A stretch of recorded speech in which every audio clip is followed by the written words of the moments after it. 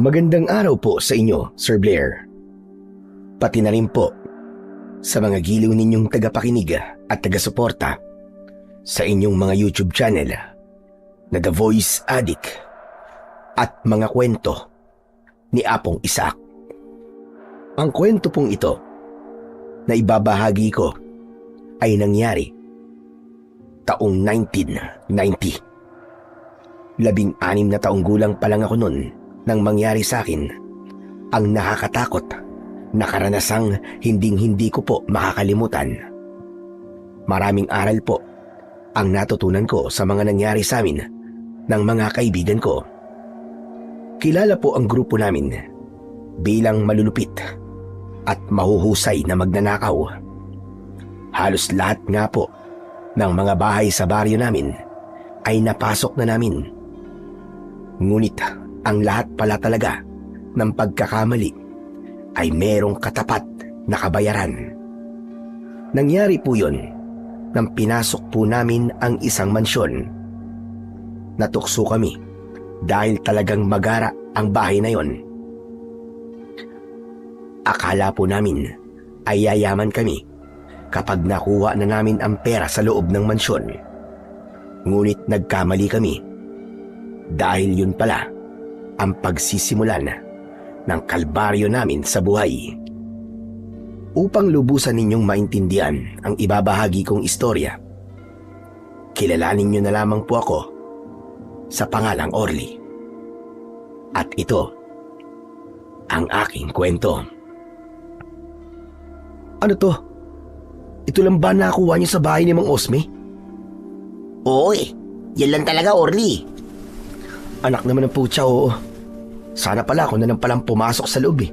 At kayo na lang ang nagbantay dito sa labas. Teka, sandali lang naman, Orly. Bakit ba ang init ang ulo mo? Paano di init ang ulo ko, Emil? 50 pesos lang ang nakuha nyo. Barya pa. Orly, ano naman ang masama kung barya lang yan? Maigi na yung meron kesa wala, di ba? Nakakainis. Para bang nanggaling pa to sa alkansya niya eh. Baka kahit ibili pa natin to ng lason, hindi pa ito sasapat sa atin tatlo.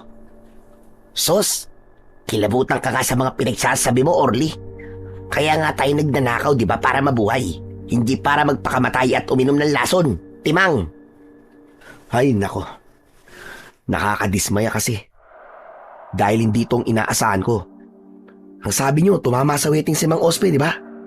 O bakit ito lang ang nakuha nyo? Baka naman naitago niya ng pera sa bangko. Anong bangkong pinagsasabi mo, Emil? Hindi yun uso rito. Hala, sige na. Ako na lang ang papasok sa loob ng bahay ni Mang Osme. Mabwisit kayo. Ano ka ba naman, Orly? Kanina pa tayo rito eh. Baka mamaya bumalik siya. Wala nang oras para bumalik ka sa loob. Orly, tama ang sinabi ni Emil. Halika na, umalis na tayo rito. Sa ibang bahay na lang tayo magnakaw. Kilala niyo naman ako, di ba? Hindi ako papayag na ito lang ang makuha natin sa buong magdamag. Oo na, kilala na kung kilala. Pero umalis na tayo rito. Sa ibang lugar na lang tayo magplano. Siya ka naman, Orly. Baka sa konting halaga na yan eh. Mabulilyaso pa ang lakad natin. Ay, nako. Sige na nga. Umalis na tayo rito. Wala na akong nagawa nang pagtulungan nila akong akbayan paalis sa lugar na yon. Dismayado talaga ako sa nangyari. Dahil ilang oras din naming pinagplanuhan ang bagay na yon. Pagdating naming tatlo, sa kubong nakatayo sa gitna ng kakahuyan, muli kaming nagplano. Sinusunod natin target? Si Lola Mina. Wag na siya. Matanda na yun eh. Kung gusto nyo, may alam akong pwede natin pagnakawan. Jack, na magugustuhan ninyo ang naiisip kong plano. Anong plano naiisip mo, Inok? Sawa na ako. Na bahay lang ang madalas natin pasukin. Subukan naman natin ang kakaibang adventure. Mansyon naman ang sunod natin puntiryahin. Ano ka mo, mansyon? Kaninong mansyon naman, Inok? Kay Mang Ben. Kilala niyo si Mang Ben, di ba? Oo, siya yung lasinggerong madalas umuwi na madaling araw eh. Kolektor siya ng wedding. Siya yung nakabili ng malaking mansyon sa gitna ng kakauyan. Ayos ah. Mukhang maganda nga yung naiisip mong plano, Inok. Mabuti naman kung ganon. Kasi ang balita ko, hindi siya naglalagay ng pera sa bangko. Iniipon niya ang lahat ng kinikita niya sa loob ng bahay niya. Bakit ba ngayon lang natin to naisip? Ayos na ayos to ha, papaldo tayo. Oh, di ba Inok? Sumang-ayon sa plano mo si Orly. Siyempre, talagang kikita tayo rito. Isa pa, ang mansyon lang na yun ang hindi pa natin napapasok dito, di ba? O paano? Gawin na natin? Dating gawi? Pero sigurado na ba kayo? Wala nang atrasan to. Oo, wala nang atrasan to. Siguradong sigurado ko na merong naitatabing pera si Mang Ben. O sige, ganito ang tamang diskarte. Itataon natin na nagbobola pa sila ng wedding. Tapos, yun na, malaya tayong makakapasok sa loob ng mansyon niya nang walang inaalala, di ba? Tama-tama. Nakita ko siya kanina sa tindahan ni Lola Mina. Lasing na lasing. Sigurado ka ba na si Mang Ben yun ha, Inok? Baka naman namamalik mata ka lang. Ano ka ba? Hindi ako namamalik mata, no? Nakita ko talaga siya, Orly. Binati pa nga niya si Lola Mina eh. Kung sa bagay, madali lang namang malaman kung may tao sa mansyon o wala. Puntahan na lang natin para sigurado, di ba? Bakit pa natin naaalamin kung may tao o wala sa mansyon ni Mang Ben? Pagkakataon na natin to para sa maitim natin binabalak. Hehehehe. Basta, tuloy na to. At maayos na lahat. Baka naman palpak na naman tong plano nyo ha. Pangako, sigurado na to, Eats. Ganito magiging plano natin. Kayong dalawa ang papasok sa loob ng mansyon. Ako naman ang may iiwan at magbabantay sa labas. Ano, ayos lang ba yun sa inyo? Ayos na ayos, Emil. Sige, payag ako. Ano, tara na. Pagkatapos naming magkasundo sa mga binabalak namin, agad kaming nagtungo sa kinaroroonan ng mansyon ni Mang Ben. Pagdating namin doon, tahimik ang paligid at walang ilaw sa loob ng bahay. Kaya naman, inisip namin na wala pa roon si Mang Ben. Pagpasok namin sa gate ng mansyon, tumigil kami sa tapat ng malalagong halaman ng gumamela. O paano? Dito na ako sa labas maghihintay ah. Sige, basta talasan mo ang pakiramdam mo ha. Oo, galingan nyo rin ah. Teka, Orly. Hindi mo ba gagamitin itong lubid? Hindi na, kayang-kaya ko namang akyatin ng mansyon eh. Tumingala ako sa punong nakadikit sa bubong na yero ng bahay ni Mang Ben. Tila naunawaan agad ni Inok kung ano ang ibig kong sabihin.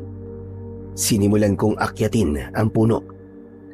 Mabilis akong nakarating sa dulo at agad akong lumundag sa bubong nang walang ingay ang mga paa. Isa sa katangian ko ay kaya kong pagaanin ang timbang ko. Talagang malaking bagay yon sa grupo namin dahil nakakapasok ako sa loob ng bahay nang walang nakakapansin. Maya-maya pa si Inok naman ang sumunod sa akin. Binaklas niya ang kahoy sa bintana at doon kami dumaan. Pagpasok namin sa loob ng mansyon, madilim ang lugar na yon. Mabuti na lang at palaging handa si Inok. Binuksan niya ang baon niyang flashlight. Ngunit sa pagakbang namin, may nagsalita sa loob ng silid na kinaroroonan namin. Si Mang Ben, hindi pala siya umalis ng bahay dahil nakatulog na ito sa labis na kalasingan. Nagsasalita ito ng mag-isa, kaya inakala namin na nahuli niya na kami. Mabuti na lang at muli siyang nakatulog. Saka lang kami nakahinga ng maluwag. Anak ng putya naman, oo. Muntik na tayo dun ah. Kasi ang plano mo, palpak. Akala ko ba nakita mo si Mang Ben doon sa tindahan ni Lola Mina? Maniwala ka, Orly. Nakita ko talaga siya ron. Eh sino yan? Sino ang lalaking nakahiga sa kama? Sige nga. Sige na nga. Kasalanan ko na. Oo na, nagkamali na ako. Mangangatwirang ka pa kasi. Palpak. Kaya nga tinanggap ko na, di ba? Kasalanan ko na nga eh. Ay nako, magpasalamat na lang tayo. At bangingi siya, lasing. Mabuti na lang talaga. Teka. Lumabas na tayo sa silid niya. Mamaya magising pa yan. Sige, ayusin mong pagkakahawak sa flashlight. Halatang nanginginig ang kamay mo. Kinakabahan ka, no? Sino bang hindi kakabahan? Mansyon na to, di ba? Tsaka, ngayon lang natin to ginawa. Sus, kita mo na? Ikaw ang umisip ng planong to, di ba? Kaya relax ka lang. Teka, para bang may kakaiba akong nararamdaman sa loob ng bahay na to, ha? Para bang may nakatingin sa atin? Orly, wala namang ganyanan, no? Alam mo namang matatakotin ako eh. Kalimutan mo na nga sinabi ko. Bigla kasing may dumaan na malamig sa batok ko eh. Hala, sige na. Lumipat na tayo sa banda ron. Orly, tingnan mo. Sa gawin yun. Itinuro ni Inok ang silid sa tapat namin. Bukas ang pintuan nito. Kaya kita ko ang mga gamit sa loob ng kwarto. Agaw pansin ang isang lumang aparador na may barnis at maganda ang estilo. Gumuhit ang ngiti sa labi ni Inok. Halika, lapitan natin. Baka dyan niya itinatago ang mga kinita niya sa pagiging kobrador. Kobrador ang tawag sa mga taong nangungulekta ng taya sa wedding. Madalas ay siya rin ang tumatanggap ng panalo mula sa mga taong tumataya sa kanya. Pero si Mang Ben, siya rin mismo ang nagpapagana ng weddingan sa baryo namin. Malakas ang kapit niya sa mga pulis, kaya hindi siya nahuhuli. Takot din ng mga tao na isumbong siya. Marami kasi ang umaasa sa kanya dahil marami ang nagkakaroon ng trabaho dahil sa iligal niyang negosyo. Maya-maya pa, napansin ni Inok na bigla akong natigilan. Naramdaman ko kasi sa loob ng mansyon ang mabigat na enerhiyang tila nakamasid sa amin. Pakiramdam ko, may nakatingin sa ginagawa namin. Kaya napalinga ako sa paligid. Ngunit wala naman akong makitang ibang tao na naroroon. Uy, natigilan ka na dyan ah. Ha? Halika na, lapitan na natin ang aparador. Baka magising pabigla si Mang Ben eh. Mabilis naming nilapitan ang aparador at binuksan yon. Nakita namin ang mga damit na nakatiklop sa loob. Agad kaming napatingin sa isang maliit na kahon. Kinabahan ako dahil pakiramdam ko pera ang laman nun. Dinampot yun ni Inok saka binuksan at gano'n na lang ang tuwa niya nang makumpirma niyang pera nga ang laman nun. Wow! Tiba-tiba tayo, Orly. Ang daming pera nito. Siya nga, naka-jackpot tayo. Naku, tama-tama. Makakauwi tayo ng mas maaga. Dala ng tuwa ay nahawakan namin ang isang bungkus ng pera ng tagli-500. Ngunit nang isasara na namin ang kahon, bigla kaming nakarinig ng 3 beses na pagsipol mula kay Emil. Nagkatinginan kami ni Inok. Yung kasi ang palatandaan namin na merong mga taong paparating. Kaya naman, mabilis kaming lumabas sa bintana. Nakarating kagad kami sa bubong at tumawid sa puno. Pagpatak ng paa namin sa lupa, ay agad kaming nagtago sa makapal na halamanan. Wala kaming imikan. Hinintay naming makalagpas ang mga tanod na nagroronda sa lugar na yon. Nang tuluyang mawala sila sa paningin namin, saka lang kami nakahinga ng maluwag. Grabe! Kinabahan ako ron ah. Ano, kumusta? May nakuha ba kayo? Oo naman. Kami pa ba? Wala, sige na. Umalis na tayo rito. Doon na tayo sa dating tagpuan maghati ng perang nakuha natin. Kahit madilim ang paligid, ay tinahak namin ang daan papasok sa kakahuyan. Pagkalipas ng 5 minuto, narating namin ang kinaroroonan ng kubo. Mabilis kaming pumasok sa loob nun. Saka itinaktak ang pera sa ibabaw ng lamesa. Masaya kaming naghati sa perang nakuha namin. O paano? Bukas na lang ulit ha. Sige, tsak na matutuwa na naman ito si Lolo. Ako rin, meron na akong may bibigay na pambili ng bigas kay nanay. Hindi lang bigas, marami pang ulam. Kaya nga sa susunod, sisiguraduhin na ninyo ang pagpaplano nang hindi magkagulatan. Bakit, Orly? Nagkaroon ba ng problema kanina? Ay nako, hindi ko pa ba naikwento sa'yo? Akalain mo si Mang Ben nasa loob ng mansyon, mabuti na lang talaga at grabe ang pagkalasing niya. Kaya hindi niya kami napansin. Ano? Totoo ba yun, Inok? Oo, Emil.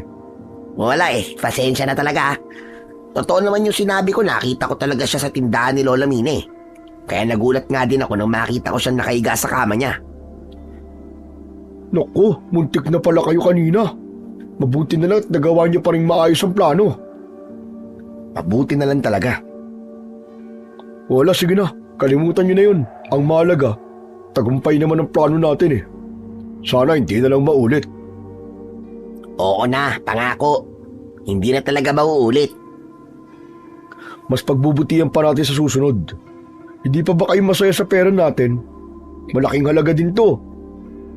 Siyempre, masaya. Kaya nga nakaka-addict magnakaw ng pere. Walang kahirap-hirap, di ba? Hehe. Panigurado, pritong manok na naman ang ulam namin. At may bonus pa soft drink. O paano, tara na. Hindi matanggal ang ngiti sa labi namin ng gabing yon. Dahil sa lahat ng naging lakad namin, iyon ang pinakamalaking halaga na nakuha naming tatlo. Pagdating ko naman sa bahay, ay maingat akong naglakad papasok sa loob ng silid ko. Nag-aalala ko na baka gising pa ng mga oras na yon si Lola Epang. Siya na lamang ang natitira kong pamilya. Ulila na ako sa mga magulang dahil namatay sila ng sabay sa isang aksidente. Ang sabi sa akin ni Lola Epang, lumubog daw ang barkong sinasakyan nila nang magbakasyon ang mga ito sa probinsya ni Tatay sa Leyte. Bata pa lang ako nang mangyari yun, kaya wala akong ideya sa itsura nila noon. Dahil kahit isang larawan man lang ay wala silang iniwan sa akin. Akma na sanang papasok ako sa loob ng silid ko. Nagulat na lamang ako sa galit na boses ni Lola Epang mula sa likuran ko. Orle, saan ka na naman ba nagkaling, ha? Po, dyan lang po sa labas, nagpahangin lang po. Alam ba, kahit matanda na ako, alam ko kapag nagsisinungaling ka sa akin. Isa pa, hinahanap kita sa labas, pero hindi kita nakita. Ano po bang gusto niyong marinig, Lola? Nagsasabi naman po ako sa inyo ng totoo eh. Hindi ba ka malala ka, Orle? Alam ko na may ginagawa kayong masama ng mga kaibigan mo. Sa tuwing umaalis kayo ng gabi. Ano po? Ilang beses kita sinundan. At hindi ko na kaya ang ginagawa mo. Mali na ito. Nagkakamali po kayo, Lola Epang. Mali po ang iniisip niyo. Hindi ako maaaring magkamali sa nakita ko. Nanahimik lang ako dahil ang gusto ko, ikaw mismo ang magsabi sa akin ng katotohanan. Ilang bahay ang pinasok niyong magkakaibigan para pagnakawan, ha? Magsalita ka. Humawik ka. Lola, wala po akong aaminin sa inyo. Abay, wala po kaming ginagawang masama. Huwag ka na tumanggi. Narinig kita. Narinig ko ang mga pinag-uusapan ninyo. Kung totoo pong narinig niyo kami ng mga kaibigan ko, bakit nagtatanong pa kayo kung kaninong bahay ang pinasok namin? Nangangahulugan lang po na hindi kayo sigurado sa sinasabi niyo sa akin. Ano sabi mo? Pasensya na po, Lola. Wala po akong panahon para makipagtalo po sa inyo. Hindi ko akalain. Nalalaki ka ng ganyan. Kahit nahuli na kita sa akto, tumatanggi ka pa rin. Sige na po, Lola. Papasok na po ako sa kwarto ko. Hindi pa tayo tapos mag-usap. Makakasama po sa kalusugan yung magalit, Lola. Kaya sige na po. Magpapahinga na po muna ako. Umiiwas ka. Dahil alam mo totoo mga sinasabi ko. Sa oras na magnakaw ka ulit, kalilimutan kong apo kita. Itatakwil talaga kita. Tandaan mo yan. Nanlamig ang buong katawan ko nang sabihin yun ni Lola Epang. Para bang may tinik na bumaon sa puso ko. Matagal ko nang itinatago sa kanya ang pagiging akyat bahay ko o magnanakaw. Ngunit hindi ko akalain na matagal na rin pala niyang alam ang tungkol sa mga pinagagagawa ko. Ano? Hindi ka na nakapagsalita. Takot ka na itakwil kita. Tama si Lola Epang. Takot akong itakwil niya ako. Kaya hindi ako nakapagsalita. Nang mga sandaling yun, hindi ako makatingin sa mga mata niya. Dahil totoo ang sinabi niya. Isa nga akong magnanakaw. Sa pagkakataong yun, bigla akong nahiya sa sarili ko. Hindi ko kayang matagalan ang ganong sitwasyon. Kaya sinubukan kong iwasan ang mga tanong niya. Pero bigla siyang nagsalita at bakas sa boses niya ang lungkot na para bang nauupos na kandila. Apo, tandaan mo, palaging may kabayaran ang lahat ng kasalanang gagawin mo. Kaya naman nakikiusap ako sa iyo. Itigil mo na ang pagnanakaw. Huwag mo na sanang hintayin na dumating ang araw na pagsisiyan mo sa huli ang mga ginawa mo. Tuluyan na akong hindi nakipagtalo kay Lola Epang dahil wala naman talaga ako sa katwiran. Kaya naman tahimik akong pumasok sa loob ng silid ko. Isinarado kong mabuti ang pinto. Saka ako nahiga sa katre. Maya-maya pa ay narinig ko ang yabag ng mga paa ni Lola Epang. Papasok sa kanyang silid. Isang malalim na buntong hininga ang pinakawalan ko. Hanggang sa nakatulog ako nang hindi ko namamalayan. Kinabukasan, napabalikwas ako ng bangon nang marinig ko ang mga batong tumama sa dingding ng bintana ko. Lumapit ako roon dahil alam ko kung sino ang may gawa nun. Pagsilip ko, nakita ko sina Inok at Emil. Bakas sa mukha nila ang labis na pag-aalala. Napakunot ang noo ko dahil kakaiba ang ikinikilos nila. Inok, Emil, anong ginagawa niyo dyan? Orly, lumabas ka dyan. Mag-usap tayo, bilisan mo. Bakit? Ano ba problema? Basta halika na, Orly. Bilisan mo. Importante to. Dala ng kuryosidad sa kakaibang ikinikilos nila. Sa bintana ako dumaan at lumapit ako sa kanila. Si Inok, hinila niya ako palayo sa bahay. Saka nagpalinga-linga sa paligid na para bang may kinatatakutan. Ano ba kasi yun? Orly, Diyos ko. Si Mang Ben. O ano? Anong tungkol kay Mang Ben? Natagpuan siyang patay sa bahay niya. Ano? Teka. Anak ng putya, paano nangyari yun? Natagpuan siya ng mga tanod sa bahay niya.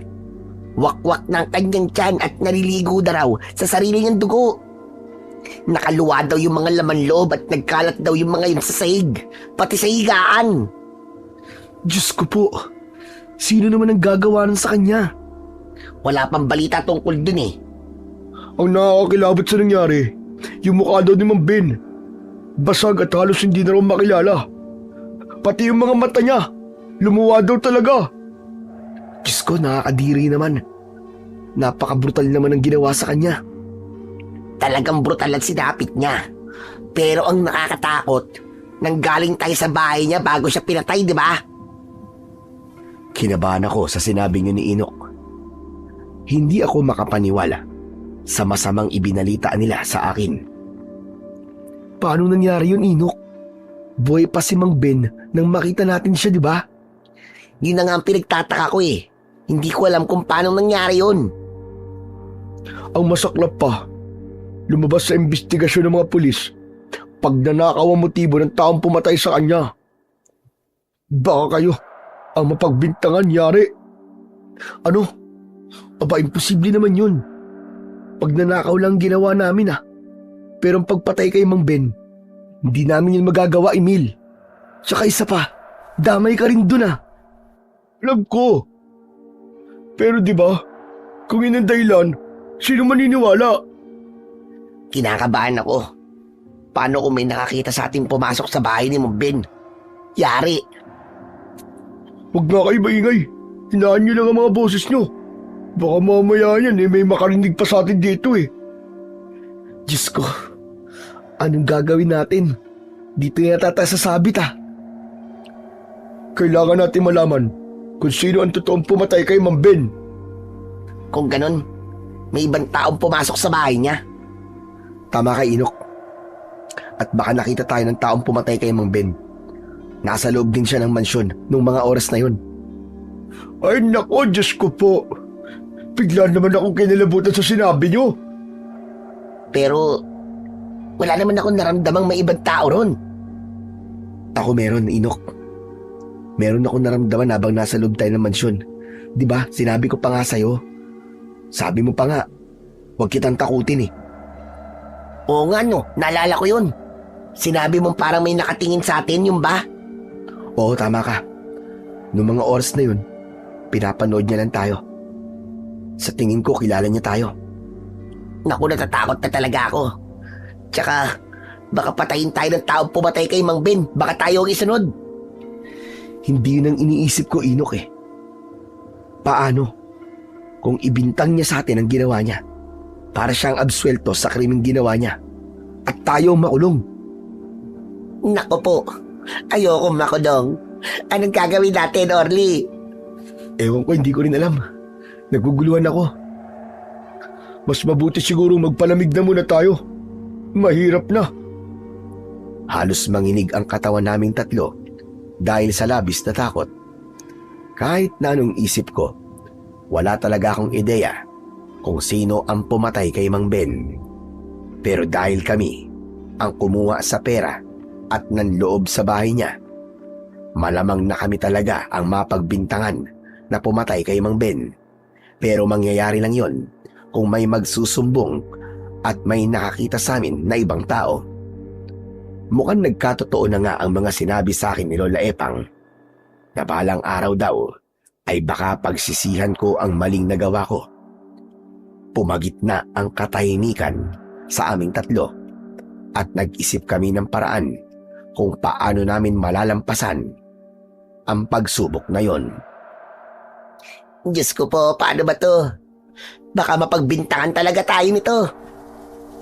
Hindi tayo mapagbibintangan hanggat hindi natin sinasabi sa kanila na tayo ang kumuha ng pera ni Mang Ben. Ang tanong na lang, sino ang totoong pumatay sa kanya?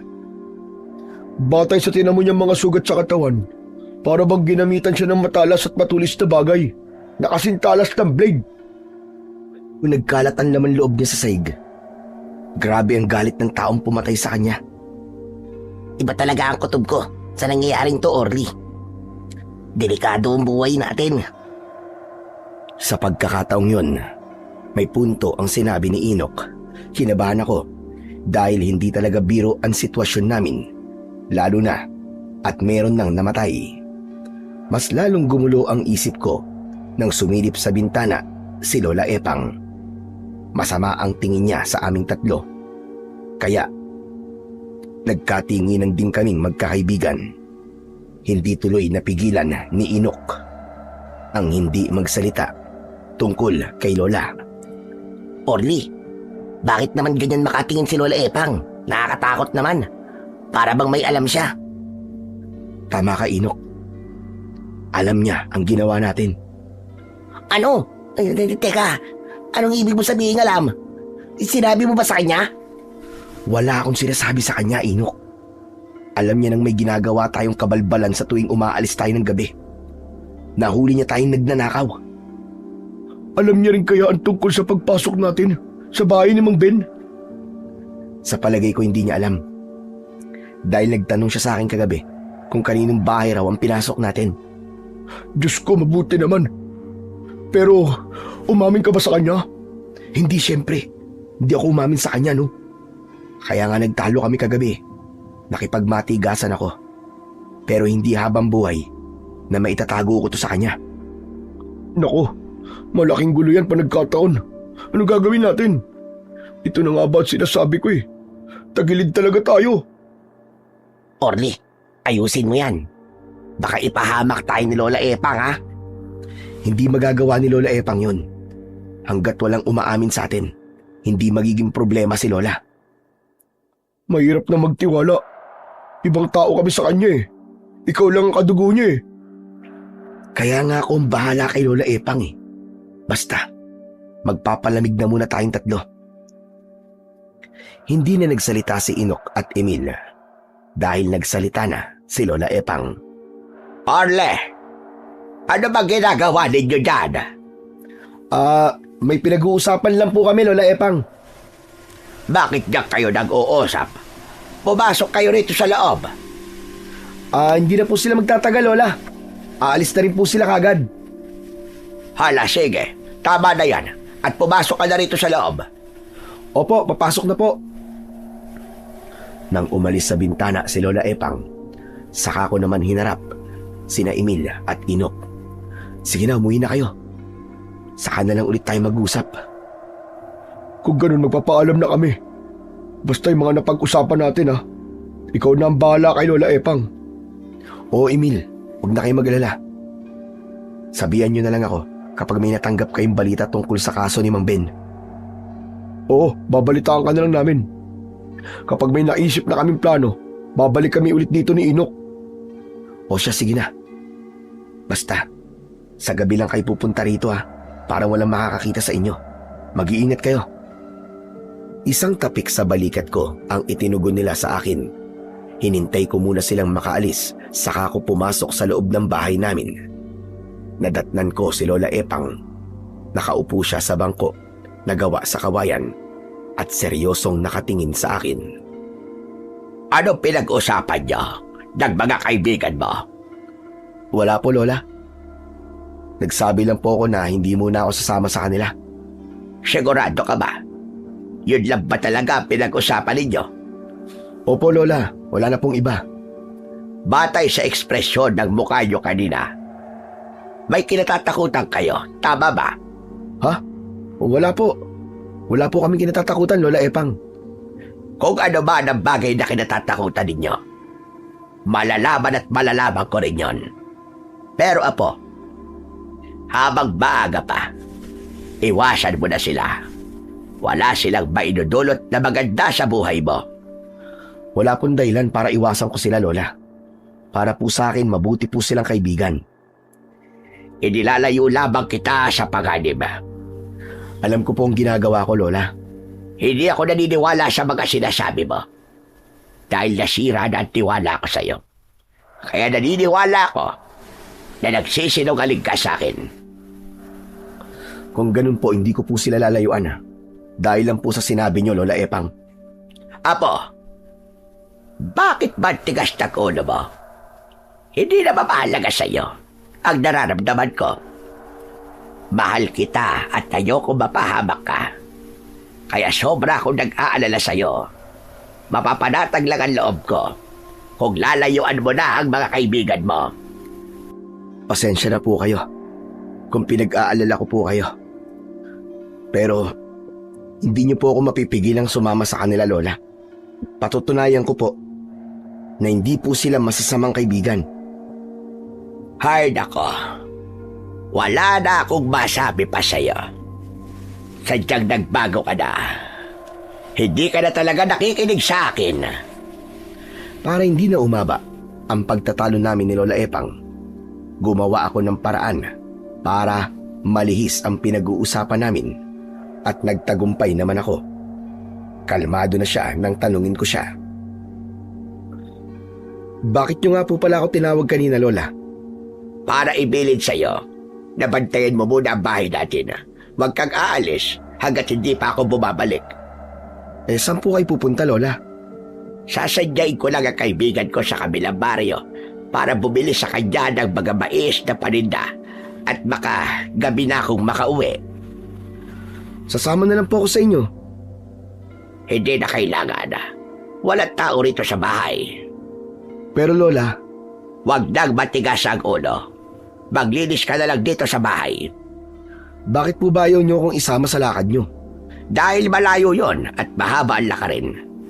Sundin mo na lang ang utos ko. Nagkakaintindihan ba tayo, ha, Orly? Opo. Mabuti naman kung gano'n. Hala, sige na. Magluto ka na ng tanghalian mo. Para pag nililis na lamang ang iisipin mo babaya. Tapos mag-igib ka rin ng tubig.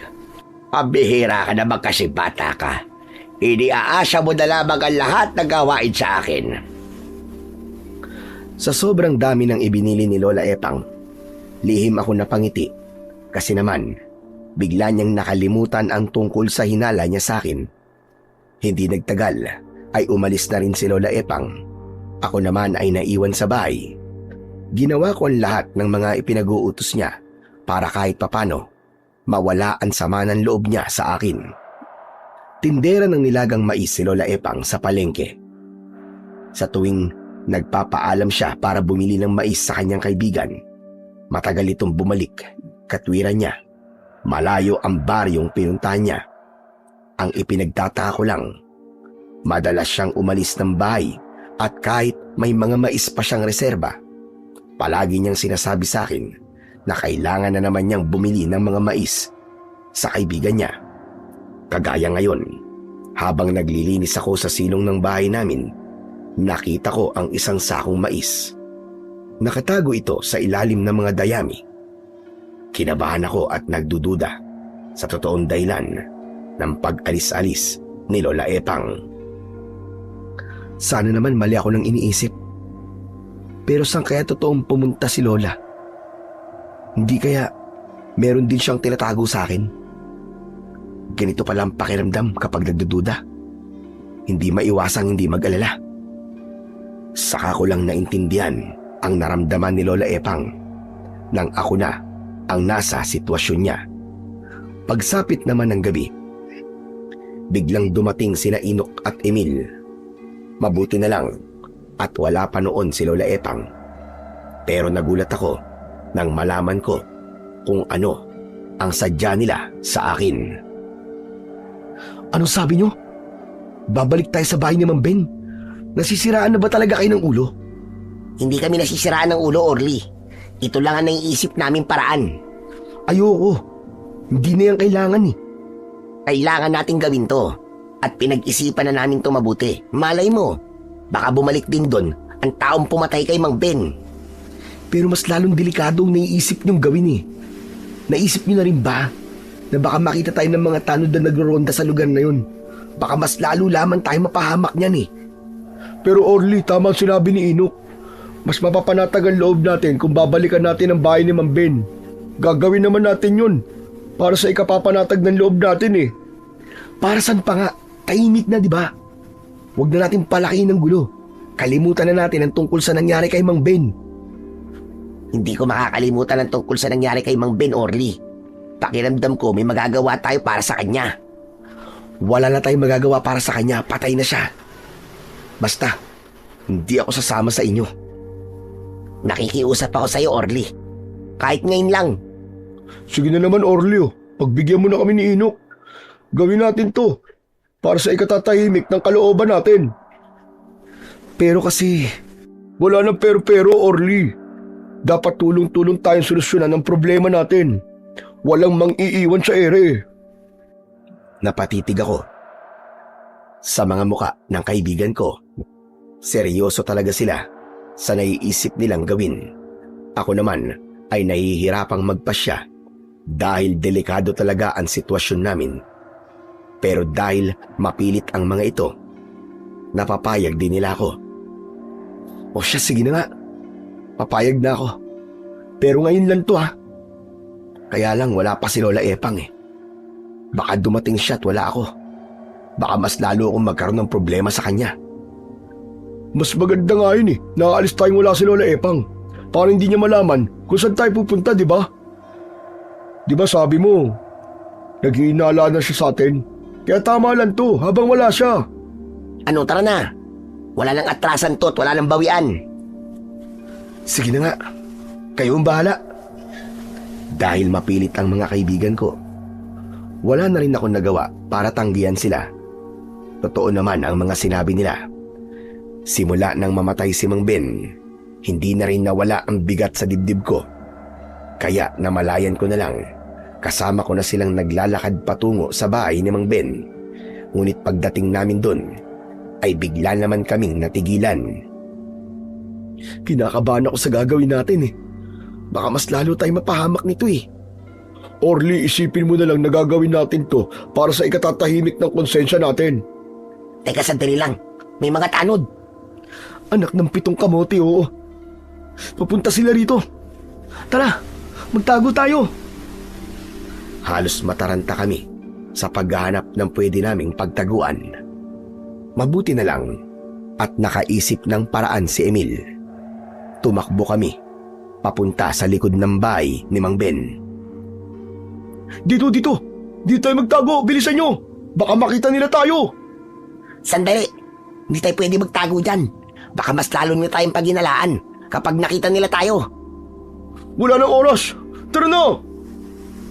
Dahil sa pag-aalala na baka makita kami ng mga tanod na papalapit sa bahay ni Mang Ben, agad kaming nagkubli sa likod ng bahay nito.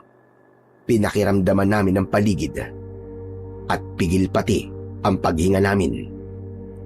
Maya-maya pa ay narinig naming nagsalita ang nangunguna sa pagroronda.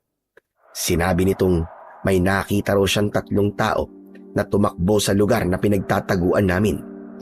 Kinabahan ako at nag-alala. Nagkatinginan kami.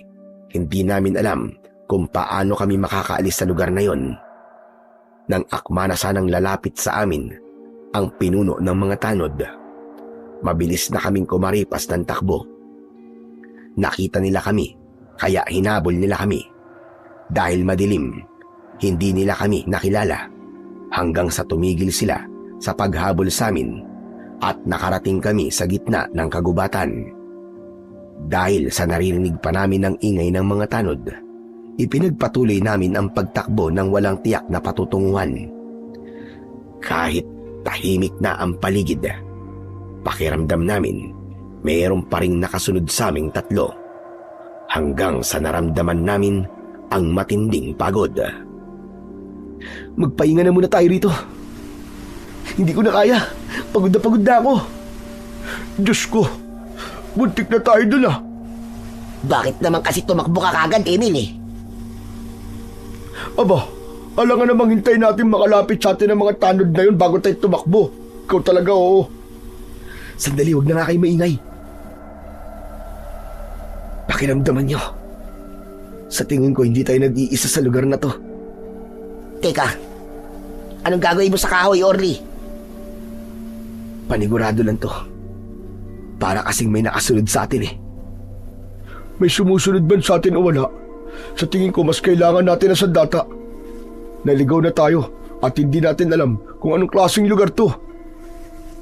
Tama si Emil Inok. Kaya sige na. Dumampot ka na rin ng kahoy na maaari mo magamit panlaban sa taong aatake sa atin. Teka. Ito. Ayos na ba to? Oo. Basta kayang makasakit ng nilalang na magtatangkang lumapit sa atin. Okay na yan. Habang ginagawa namin ang paghahanda sa mga kahoy na dala namin, nagsipagtaasa naman ang mga balahibo ko sa katawan. Narinig ko rin ang kaluskos sa paligid na parabang nanggaling sa nilalang na may mahahabang mga kuko. Dahil doon, naging alerto ko sa paligid hanggang sa bigla na lang humangin ng malakas at may dumaan sa harapan namin. Si Inok ang agad na nagsalita. Ano yun? Parang may aninong tumakbo sa bahaging yun ah. Huwag ka nang maingay, Inok. Nakita ko rin yun. May nilalang sa paligid natin. Hala, ayoko na. Umuwi na tayo. Sira ulo ka ba? Paano tayo uuwi? Inaligaw nga tayo, di ba? Tumigil na nga kayo. Talasan nyo na lang ang pakiramdam nyo. Dahil sa palagay ko, ang aninong nakita natin, hindi siya ordinaryong tao. Dahil sa kakaibang kaluskos sa paligid, itinutok namin ang kahoy sa unahan ng daan namin. Sabay kaming nagulat nang lumukso sa harapan namin ang isang nakakakilabot na nilalang. Umaangil siya na para bang galit na aso. Nakangisi pa siyang tumutulo ang malapot niyang laway. Kaya't lumitaw rin ang mga ngipin niya na para bang sa lagari. Matulis at mataas ang kanyang mga tenga. Mapupula ang kanyang mga mata na para bang nagbabagang apoy sa dilim. Napaatras kaming tatlo habang nanginginig ang mga kamay dahil sa labis na takot. Diyos ko, anong klaseng nilalang yan? Aswang! Aswang ang tawag dyan, Inok! Teka, anong gagawin natin? Lalabanan natin siya! Sabay-sabay naming itinutok ang kahoy sa aswang habang dahan-dahan siyang lumalapit sa amin. Maya-maya pa ay bigla itong nagsalita. Sa tingin niyo ba, ay matatalo ko ng mga kahoy na dala niyo? Nagkakamali kayo. Hindi niyo ako matatalo sa ganyang paraan. Lumayo ka! Huwag mo kami sasaktan! Kayo talaga ang puntirya ko. Kaya bakit ko naman kayo lalayuan? Diyos ko, siguro, siya ang pumatay kay Mang Ben. Anak ng putya. Kung ganon, aswang ang totoong pumatay kay Mang Ben. Huwag din niyo nga hayaang matalo niya tayo. Dahil kung hindi, mamamatay tayo rito. Wala kayong laban sa akin. Hindi ko hahayaan na makalabas pa kayo ng buhay sa kakahuyang ito. Oo, mahina nga man sa data namin kahoy. Pero hindi naman kami makakapayag na hindi kami makakalabas ng buhay sa kakahuyang to. Hindi rin ako makakapayag na hindi ko matikman ang dugo ninyo. Dahil sa gagawin ko sa inyo, kakalat ang mga laman loob nyo sa lupang kinatatayuan ninyo. Biglang nawala sa harapan namin ang aswang. Mabilis siyang kumilos na halos hindi namin makita ang galaw niya. Idagdag pa na madilim ang paligid at tanging ang konting liwanag lang mula sa buwan ang nagsisilbi naming tanglaw sa lugar na yon. Panay ang lingon namin sa paligid at sa bawat kaluskos na naririnig namin. Doon din namin itinutok ang kahoy. Nasaan ka? Magpakita ka sa amin! Nasa harapan nyo lang ako. Hindi nyo ba ako nakikita? Kahit na anong gawin namin, ay hindi namin makita ang aswang. Malayo siya at nagtatago lang sa kakahuyan. Umalingaw-ngaw ang malakas na tawa ng nilalang. Halatang pinaglalaroan niya kami ng mga oras na yon. Masama to. Hindi natin nakikita ang kalaban. Kailangan nating ipakita na hindi tayo natatakot sa kanya. Kayo na lang ang lumaban. Natatakot talaga ako eh. Mamamatay kang una. Kapag naging duwag ka, Inok. Diyos ko po, ayoko pang mamatay. Halos magkandaihi sa takot si Inok. Ngunit ako, pilit akong nagpakatatag. Ipinakita ko na hindi ako natatakot sa aswang. Ano? Magpakita ka, Limaw! Nasaan ka? Inutil. Hindi nyo ba ako nakikita? Pero kayo, kitang-kita ko. Nababasa ko ang takot sa mga mata nyo. Ano ba kailangan mo sa amin? Bakit mo kami ginugulo? Ang kasama nyo lang sana ang kailangan ko. Yung binatilyong nakaputing sando. Ha? Bakit ako? Anong dahilan at ako ang kailangan mo? Dahil anak ka ng mga tao dumurog sa puso ko. Sinira nila ang buhay ko. Isa pa, galit din ako sa mga taong magnanakaw. Kaya pasensyahan tayo. Sabay-sabay ko kayong papatayin. Wala akong alam sa mga pinagsasabi mo. Patay na ang mga magulang ko. Kaya magpakita ka. Lumaban ka sa amin ng harapan. Wala kang laban sa akin. Kaya wag mo na akong hamunin. Bakit di mo ako subukan? Nang makita mo ang hinahanap mo. Nakakatawa talaga kayong mga tao. Masyado kayong mayabang. Kitang-kita ko kung gaano kayo kahina. Matitikman nyo ngayon ang kaparusahang nararapat para sa inyong mga magnanakaw. Orly, tinawag niya tayo magnanakaw. Kung ganon, kilala niya tayo. At tayo talaga ang puntirya niya. Panigurado yun. Anong gagawin natin ngayon, Orly? Aalamin natin kung sino siya. Hindi nyo na ako makikilala dahil hindi na kayo sisikatan ng araw. Ginagawa yan. Hindi sinasabi. Talagang gagawin ko. Dahil sa dami ng mga taong pinerwisyo ninyo, nararapat lang na mamatay kayo! Kinabahan ako nang marinig ko ang papalapit na kaluskos sa kinaroroonan namin. Nagulat ako nang biglang nagsalita ang aswang mula sa likuran ko. Sino ang tinitignan nyo dyan? Nasa likuran nyo lang ako, mga gugong! Sa paglingon naming tatlo, ako ang unang tinamaan ng kalmot sa likod ko. Ramdam ko ang sakit, kaya napasigaw ako ng malakas. Ang sakit ng likod ko! Hayop ka! Papatayin kita sa ginawa mo! Gumanti ako sa kanya ng hampas ng kahoy, ngunit mabilis siyang nakalayo sa akin. Hindi mo ako matatamaan, hangal ka! Hindi mo ako kaya dahil tao ka lang! Wala kang lakas na tulad ko! At ang mga kagaya mo, ginagawa lang naming hapunan! Magbabayad ka sa ginawa mo sa kaibigan ko!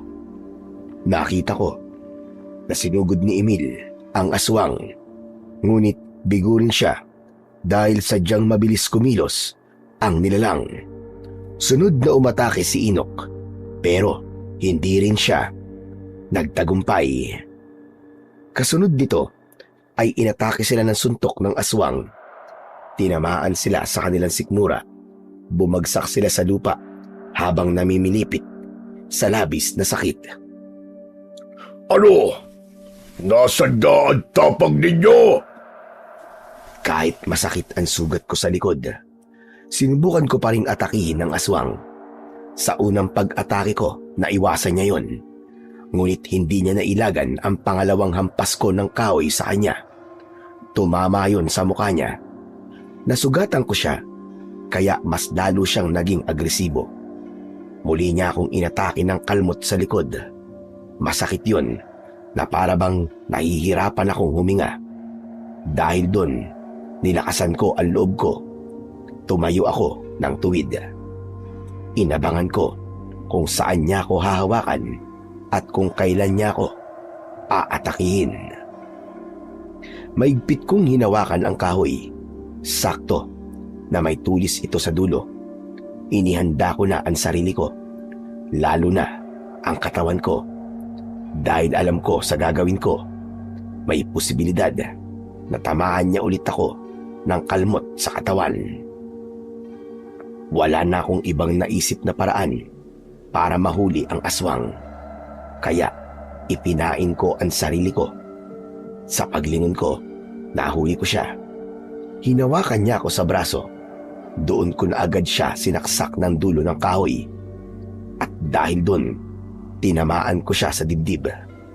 Hindi pa ako nasiyahan. Inulit ko pa ang pagsaksak sa kanyang katawan. Malakas siyang umatungal na may kasamang pag-angil. Bumulwak ang dugo mula sa nabutas niyang dibdib. Napaluhod siya sa lupa habang panay ang pag-angil. Dahil sa sobrang tiwala mo sa sarili mo, nasaksak tuloy kita. Ayan, namnamin mo ngayon ang sakit. Hindi mo ako basta-basta mapapatay. May kakayahan ako magpagaling ng sugat ko. Sige lang, magmayabang ka pa. Ang mahalaga, tinamaan kita. Isasaksak ko sana ulit ang kahoy sa katawan ng aswang, pero may dumating na 2 aswang at inatake nila ako. Napaatras ako. Mabuti na lang at nakatayo sina Inok at Emil. Nakabawi na sila ng lakas at handa na ring makipaglaban sa mga halimaw. Kailangan natin makatakas dito. Hindi nila tayo tatantanan. Orly, may tama ka sa likod at dibdib ba? Ayos lang ako, kaya ko to. Pero masakit. Sobrang sakit ng sugat ko. Kumapit ka sa braso ko, Orly. Huwag niyo akong alalahanin. Kailangan natin silang labanan. Natigilan ako nang makita kong tumayo ang pinuno ng mga aswang. Itinutok namin sa kanila ang hawak naming kahoy. Sige, lumapit kayo. Lalabanan namin kayo. Tumigil ang mga ito sa paghakbang at sabay na umangil. Nag-uusap sila sa pamamagitan ng mga kakaiba nilang huni. Mula sa harapan namin, kitang-kita namin ang paghilom ng sugat ng pinuno ng mga aswang. Kinabahan ako nang mapagtanto kong mahihirapan akong patayin siya. Anak ng kamote, oo. Paano nangyari yun? Kagaya ng sinabi ko, hindi mo ako basta mapapatay. Pero kayong 3, tiyak, mamamatay kayo rito! Mabilis silang sumugod sa amin. Nagkahiwalay kaming 3 nang magkaroon kami ng tag-iisang kalaban. Ang 2 aswang ay para sa mga kaibigan ko. Ang pinuno naman nila ay agad na umatake sa akin ng kalmot sa dibdib. Ramdam na ramdam ko ang sakit ng sugat ko, pero kailangan kong lumaban para sa buhay ko. 2 magkakasunod na saksak sa tagiliran ang ginawa ko sa kanya. Saka ko siya pinaghahampas sa ulo. Ngunit sa kasamaang palad, naputol ang kahoy na hawak ko. Sakto namang natalo ng mga kaibigan ko ang kalaban nila. Hinila ko sila sa kamay para tumakbo. Tara na! Tumakbo na tayo! Mamamatay tayo rito! Agad kaming tumakbo sa pinakamabilis na paraang makakaya namin. Rinig na rinig naming 3 ang malakas na sigaw ng mga aswang na humahabol sa amin. Hindi namin kayo tatantanan! Tandaan nyo yan! Bilis! Dito tayo! Tumakbo tayo! Bilisan nyo! Naku po, Diyos ko! Inahabol pa rin nila tayo! Dito tayo magtago. Kahit pa paano, hindi nila tayo maaamoy. Paano natin gagawin yun? Umaagos ang dugo mula sa sugat sa likod ko. Nang makita ng mga kaibigan ko ang malalim na kalmot sa likod ko, saglit silang tumigil sa pagtakbo at hinubad nila ang damit nila. Tinapal nila yon sa sugat ko. Saka namin ipinagpatuloy ang pagtakbo. Hindi nga nagtagal ay narinig namin ulit ang boses ng pinuno ng mga aswang. Ako na bahalang humabol sa kanila. Palibutan niyo sila. Harangan niyo ang posible nilang daanan palabas ng kakahuyang ito. Magmadali kayo! Nang marinig namin ang bagay na yun mula sa pinuno ng mga aswang, kinabahan kami at binalot ng takot ang pagkatao namin. Malapit na kaming mawalan ng pag-asa na makakatakas pa kami sa mga aswang na humahabol sa amin. Pero nang makarating kami sa gilid ng ilog, biglang tumigil sa pagtakbo ang pinuno ng mga aswang. Ganon din ang kanyang 2 alagad. Tumigil sila sa pagtakbo. Oo nga no. Sandali, tumigil na rin tayo sa pagtakbo. Hindi ko na talaga kaya. Mula sa kinatatayuan naming 3 ay kitang-kita naming natitigilan ang mga aswang. Luminga ang mga ito sa paligid na para bang may kinatatakutan. Hindi tayo maaaring tumuloy sa paghabol sa kanila. Meron akong nararamdamang malakas na enerhiya sa paligid. Hayaan na muna natin silang makatakas. Umalis na tayo rito.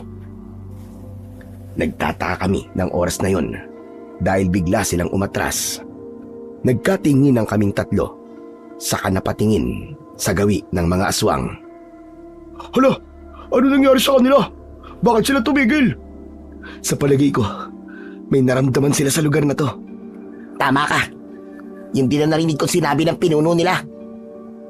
Kung ganun, tara na. Umalis na tayo rito. Sandali, sobrang sakit na ng likod ko eh. Sa tingin ko hindi ko na kaya. Orly, tignan mo. Pinapanood lang nila tayo at hindi sila umaalis oh. Kaya nga tara na. Baka bigla silang sumugod sa atin eh. Hindi sila makakalapit sa atin. May kinatatakutan sila sa lugar na to. Kahit nakatigil ang mga aswang sa bahaging yon, ay binalot pa rin ng takot ang dibdib ko. Kaya pinilit kong tumayo para sana umalis sa lugar na yon. Pero may biglang lumipad na nagliliyab na palaso mula sa likuran namin. Tinumbok ng palaso ang isang aswang na katabi ng pinuno ng mga aswang. Nagulat kami at sinundan namin ng tingin kung sino ang nagmamay-ari ng palaso. Ganun na lang ang gulat ko nang makita kong si Lola Epang ang pumana sa aswang. Bilisan niyo! Alalayan niyo si Orly! Lola Epang, ano pong ginagawa niyo rito? Ako ang dapat na magtanong dyan sa inyo. Hala, sige na! Kumilos na kayo! Doon ko lang napatunayang si Lola Epang pala ang kinatatakutan ng mga aswang. Nagpakawala ulit ng palaso si Lola Epang at nagulat talaga ako sa husay niyang pumana. Tinamaan niya ulit ang isa pang aswang na katabi ng pinuno. Dahil doon, tarantang tumakas ang pinuno ng mga aswang. Iniwan niya ang kanyang mga alagad. Hala, sige na! Sumama kayo sa akin! Bilisan niyo! Maraming tanong ang nabuo sa isip ko habang nakatingin ako kay Lola Epang. Para bang ibang tao siya nang makita ko siyang may hawak na pana. Ngunit ang mas ikinabahala ko ng oras na yon ay ang tumitinding sakit ng sugat ko sa likod. Kaya naman, hindi ko na kinaya ang hapdi at nagsabi na ako sa mga kasama ko. Sandali lang. Ang sakit na talaga ng sugat ko, hindi ko na kaya. Hindi tayo pwedeng tumigil dito. Maraming aswang dito. Baka mapahamak tayo. Lola, hindi ko na po talaga kaya eh. Tiisin mo. Ginusto mo yan, hindi ba? Lola Epang, kahit saglit lang po. Orly, tama si Lola Epang. Baka mapahamak tayo rito. Tara na, umalis na tayo rito. Pilitin mo maglakad, Orly. Pero hindi ko na talaga kaya. Ang hapdi talaga ng sugat ko. Tinignan ni Inok ang sugat ko sa likod at maging siya ay nag-alala rin. Diyos ko, Lola Epang. Ang haba po ng kalmot sa likod ni Orly. Ano pong gagawin natin? Wala tayong magagawa dyan, kundi ang piliting makarating sa kubo ko. Hindi yung malayo rito, kaya sige na. Alalayan ninyong maglakad si Orly. Iwan niyo na lang po ako rito. Talagang di ko na kaya eh. Orly, ano ka ba? Hindi ganyan ang pagkakakilala ko sa iyo ah. Sugat lang yan. Kaya labanan mo ang sakit. Tama ang kaibigan mo, Apo. Walang ibang makatutulong sa'yo, kundi ang sarili mo lang. Kaya halika na. Pilitin mong maglakad. Ang hirap tumayo eh. Ang hapdi talaga. Tara na! Bago ka pa maubusan ng dugo!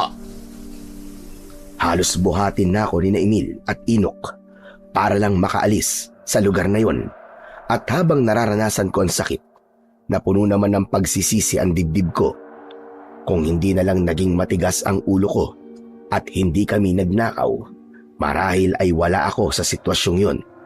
Kaya naman, kahit namamanhid na ang katawan ko, ay sinikap ko pa rin ihakbang ang mga paa ko. Lola Epang, Hindi po tayo dapat umalis kanina. Pinatay niyo na rin sana ang mga aswang na yun. Hindi sila madaling patayin na po. Akala mo ba ay tuluyan ko na patay ang 2 aswang na kasama ng pinunong yon? Nagkakamali ka. Hindi sila mamamatay sa pana ko. Pansamantala ko lang silang sinaktan para mapigilan sila. Kaya halika na, kailangan na nating magmadali bago pa humilom ang mga sugat nila. Ay naku, tara na nga. Ano ba? Hala, sige na. Bilisan nyo ng 3. Sumunod kayo sa akin. Nahihirapan talaga ako nun dahil sobrang hapdi talaga ng likod ko. Mahaba-haba rin ang nilakad namin at habang naglalakad kami, panay pa rin ang linga namin sa paligid. Para bang anumang oras ay may aatake sa amin. Ganon din si Lola Epang na hindi binibitiwan ang pana nito. Mabuti na lang at ligtas kaming nakarating hanggang sa itaas ng burol. Nakita namin ang isang maliit na kubo na gawa sa kawayan at kugon. Nakatayo yun sa gitna ng talahiban. Pero ang ipinagtataka ko, walang nababanggit na ganitong bahay sa akin si Lola Epang. Kaya mas lalong nagulo ang isip ko tungkol sa totoong pagkatao ng lola ko. Pagpasok namin sa loob ng kubo, ay agad na naupo ang mga kasama ko sa bangkong gawa sa kawayan. Ito talaga ang bahay ko. Dito ako madalas na tumatambay kapag tapos na akong magtinda ng mais sa palengke. Lola Epang, bakit ngayon ko lang po nalaman ang tungkol sa kubong to? Dahil ako lang ang dapat na makaalam sa lugar na ito. Dito ko'y tinatago ang mga sandata ko bilang manunugis ng mga aswang. Manunugis po kayo ng mga aswang? Ang ibig niyo pong sabihin, dito po kayo pumupunta sa tuwing umaalis po kayo ng bahay? Tama ka, Apo. Tuwing gabi naghahanap ako ng aswang. Kaya nga natuklasan ko ang lihim ninyong 3 nang minsang mahuli ko kayo sa bahay ni Osme. Nagulat ako sa ipinagtapat ni Lola Epang. Maging ang mga kaibigan ko, hindi rin sila makapaniwala. Hiyang-hiya kami, lalo na ako, dahil ilang beses kong itinanggi kay Lola Epang ang gawain naming yon. Matagal ko na siyang kasama sa bahay, pero wala akong ideya na may ganun pala siyang itinatago sa akin. Lola, ano po bang klase ng aswang ang umatake sa amin kanina? Sila ang mga aswang na hanago ba? Babagi sila dahil mas malakas sila kumpara sa pangkaraniwang aswang. Kagaya na sinabi ko sa inyo, hindi sila basta-basta namamatay dahil kaya nilang magpahilom ng sugat nila. Magtatanong pa sana ako pero biglang gumuhit ang sakit sa sugat ko. Para bang may tumutusok-tusok na karayom sa laman ko at kapag kumikilos ako, mas lalong tumitindi ang sakit. Aray, napakasakit ng likod ko, Lola Epang. Gamutin niyo na po ako. Oo, Apo, gagamutin kita. Hala, sige na, dumapa ka na sa katre. Diyos ko, napakarami mong sugat sa katawan. Agad akong dumapa sa katre. Pagkatapos ay binuhusan ni Lola Epang ng langis ang sugat ko. Mabisa ang langis na to na merong katas ng bawang dahil pinapatay nito ang lason mula sa kuko ng aswaga. Lola Epang, ang sakit to. Ganyan talaga. Ganyan ang kalbot ng aswaga. Magagamot niyo pa po ba ang sugat ni Orly, Lola Epang? Oo, pero matagal bago gumaling. Siya nga po pala, Lola Epang. Paano niyo po nalamang nandun po kami sa lugar na yun? Nakita ko kayong umalis ng bahay. Nakita kong hinabol kayo ng mga tanod mula sa bahay ni Ben. Ano ba ginagawa niyo ron? Ikinuwento ni Emil sa matanda kung bakit kami naroon, pati na ang tungkol sa pagkamatay ni Mang Ben. At hindi na nagulat si Lola Epang. Nang mabalitaan ko nangyari kay Ben, alam ko ng aswang Hanagob ang may gawa nun sa kanya. Lola Epang, nang magkaharap po kami ng pinuno ng mga aswang, Sinabi po niya na ako lang po ang kailangan niya. Sinabi rin po niya na galit siya sa magnanakaw dahil may naaalala siya. Hindi ko po maintindihan kung bakit sinabi niya po yun. Ano ang hindi mo naiintindihan, Apo? Yung pinuno po ng mga aswang, galit po siya sa mga magulang ko. May alam po ba kayo ron? Ang aswang na hanagob ang totoong pumatay sa mga magulang mo. Hindi sila namatay sa aksidente. Nagsinungaling lang ako sa iyo. Lola Epang, bakit niyo po inilihim sa akin ang bagay na to? Dahil gusto ko na sanang ibaon sa limot ang mga nangyari sa kanila. Kaya lang, muli kong nakita ang pinunong yan. Siya po ba ang pumatay sa mga magulang ko? Oo, Apo. Kaya na makita ko siyang hinahabol kayo, natakot ako. Dahil baka patayin ka rin niya. Ano po ang dahilan? At pinatay niya po ang mga magulang ko. Usapang pag-ibig, Apo. Hindi niya matanggap na nakipagtanan si Ellen kay Greg. Kaya pakiramdam niya, pinagnakawan siya ng iyong ama. Yun ang dahilan kung bakit galit siya sa magnanakaw. Kaya naggaming yun, nang makahanap siya ng pagkakataon, pinatay niya ang mga magulang mo. Kinuha niya rin ang singsing ng anak ko si Ellen bilang kabayaran sa kasalanang ginawa ng dalawa sa kanya. Hindi po pagnanakaw ang ginawa ni tatay kung tutuusin po. Siya pa ang nagnakaw sa mga magulang ko.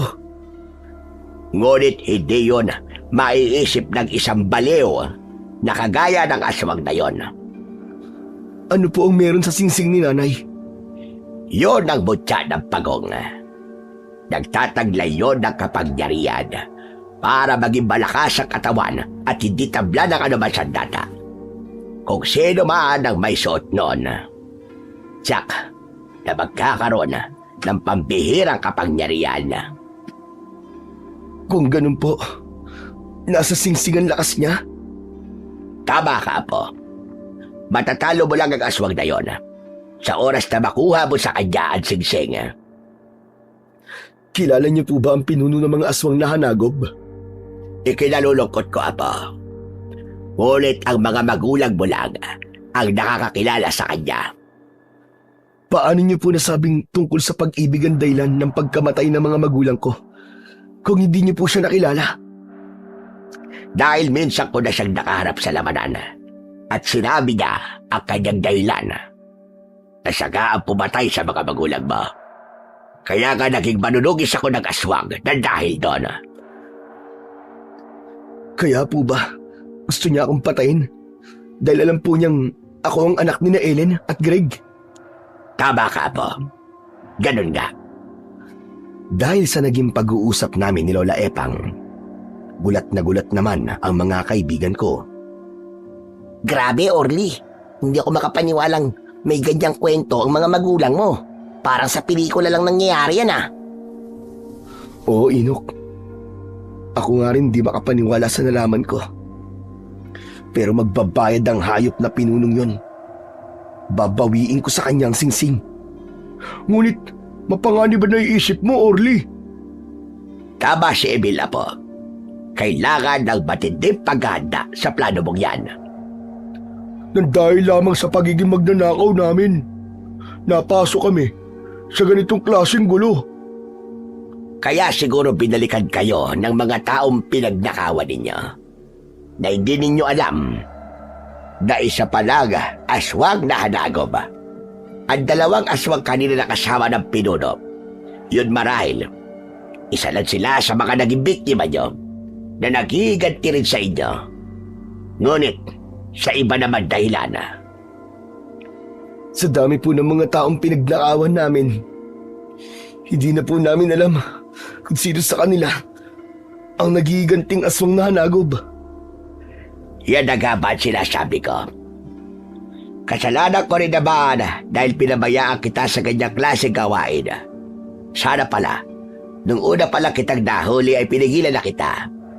Hindi na sana humantong pa sa ganito. Huwag niyo pong sisihin ang sarili niyo, Lola Epang. Hindi ko maiwasang hindi magsisi. Natatakot ako na baka ikaw pa ang lumayo sa akin kapag pinagsabihan kita. Pasensya na po kay Lola Epang. Pangako po, magbabago na po talaga ako. Sabay-sabay rin na humingi ng tawad ng mga kaibigan ko at nangako na magbabago na. Pagkatapos naming mag-usap, ay bigla ko namang naramdaman ng antok at agad akong nakatulog. Kinabukasan, ay agad na nagpaalam ang mga kaibigan ko para umuwi na sa kani-kanilang bahay. Kaya kaming dalawa na lang ni Lola Epang ang naiwan sa kubo niya. Pagkalipas ng 3 araw na pamamalagi ko sa kubo, maayos na ang pakiramdam ko, ngunit hindi pa ganap na magaling ang mga sugat ko. Nakita ko si Lola Epang na may dalang pana para ibigay sa akin. Ano pong gagawin ko rito, Lola Epang? Yan ang gagamitin mo sa data laban sa mga aswang na halagob. O heto, kunin mo itong bote ng langis. Ibuhos mo sa dulo ng talim ng pana mo. Kaya ko po ba talagang makipaglaban sa mga aswang na yan, Lola? Oo naman. Bilib nga ako sa'yo. Kahit kahoy lang at sa data mo, nagawa mo pa rin makipaglaban sa mga aswang. Hindi nga rin po ako makapaniwala na magagawa ko yun. Siguro po dahil sa mga kaibigan ko na hindi ako iniwan hanggang sa huli. Ipinagbabalaki ko ang mga kaibigan mo, Apo. Kahit hinusgan ko sila sa umpisa, pinatunayan nilang tunay silang kaibigan sa'yo. Pagkatapos naming mag-usap ni Lola Epang, ay nagpaalam ito na maghahanap muna ng mga halamang gamot para sa sugat ko. Pagkalipas ng 1 oras, dumating naman ang mga kaibigan ko. Heto, dinalan ka namin ni Emil ng mga pinaglumaan naming damit. Bakit naman dinala niyo pa ako ng damit? Para namang di ako uuwi sa bahay namin, pambira kayo. Huwag ka na nga magreklamo. Inutusan kami ni Lola Epang na wag munang pumunta sa bahay nyo. Ano? Pero bakit daw? Nakita kasi ni Lola Epang na may mga taong umaaligid sa bahay nyo. Umiiwas lang siya na baka masundan kami pag pumunta kami rito. Ito naman ang dala kong mga prutas. Kainin mo nang lumakas ka kagad. Salamat sa inyo mga tula. Pasensya na kung nangyari to sa inyo. Pambihira ka naman, oo. Magkakaibigan tayo, di ba? Wala, sige na. Itabi mo na yan. Teka, kumusta na ba ang sugat mo? Eto, masakit pa rin. Pero naigagalaw ko na ang katawan ko kahit papano. Patingin nga ako ng sugat mo. Tumalikod ako at siya ang nagtaas ng damit ko para makita niya ang sugat ko sa likod. Dahil nakita nila ang sugat ko, si Inok ang mas nag-alala. Nakita na ba ito ni Lola Epang? Hindi pa, bakit? Mas lalong namaga ang sugat mo, Chong. At nangingitim na ang paligid.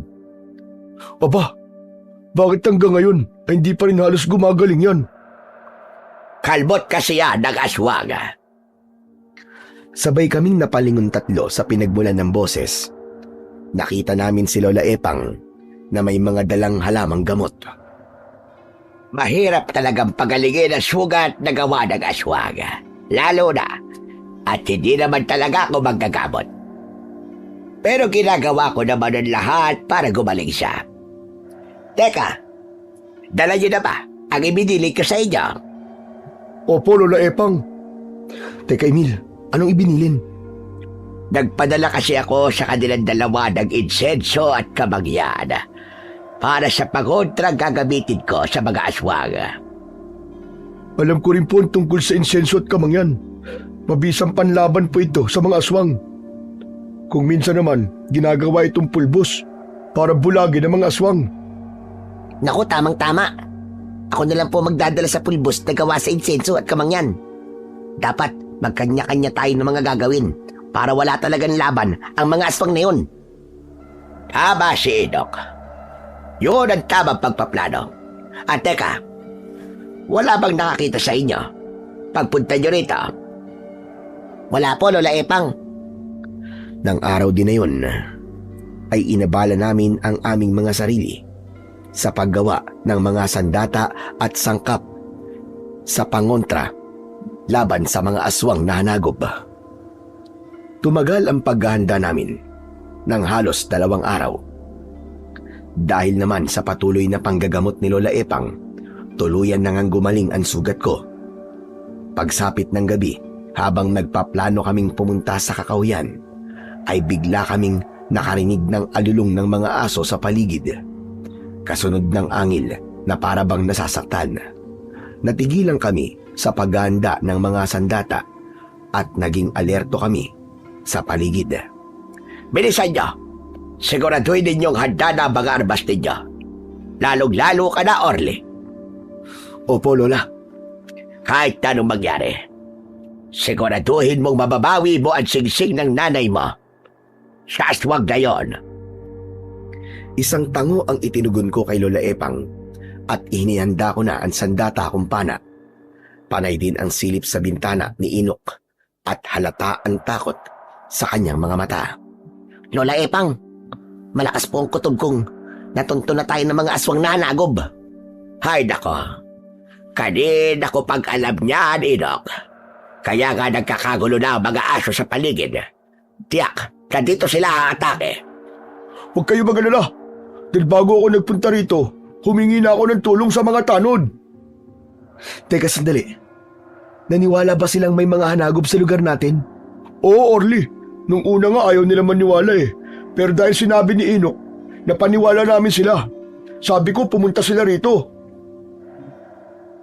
Talagang maniniwala sila, Orly. Dahil lumabas sa investigasyon ng mga pulis na mabangis na nila lang daw ang pumatay kay Mang Ben. Kaya inisip ng mga tao na baka nga may aswang sa baryo natin. Ayos. Mabuti naman kung ganun. Pero may iba pa akong natuklasan. Ano yun, Inok?